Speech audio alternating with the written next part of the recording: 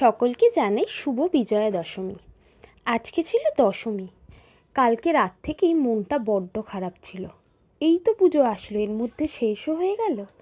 যাই হোক, দশমী মানে মিষ্টিমুখ তো করতেই হবে। বিকেলে মিষ্টিমুখ আর কচুরি দিয়ে নিজেদের সন্ধ্যের স্ন্যাক্সটা সেরে নিলাম। তারপরে রিনি আর আমি একটু পাড়ায় বেরিয়েছিলাম।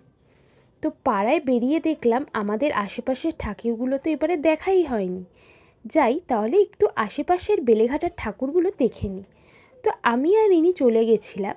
আমার প্রথমে ডিভাইন নার্সিংহোমের সামনে যে প্রতিমাটা করেছিল সেটাই দেখতে গেছিলাম, আর ওখানের প্রতিমার মুখটা অপূর্ব সুন্দর হয়েছে।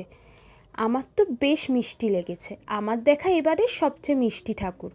তারপরে আশেপাশের আরও কিছু নামকরা ঠাকুর দেখে যেমন বেলেঘাটা ৩৩ পল্লী, সন্ধানী, নবমিলন, আরও কিছু কিছু ছোটোখাটো ঠাকুর দেখে আমরা পাড়ার মণ্ডপে এসে বেশ কিছুটা সময় কাটালাম। মা তো চলে যাচ্ছে, আজকে নয় মায়ের সাথে একটু বেশি সময় স্পেন্ড করে নিই।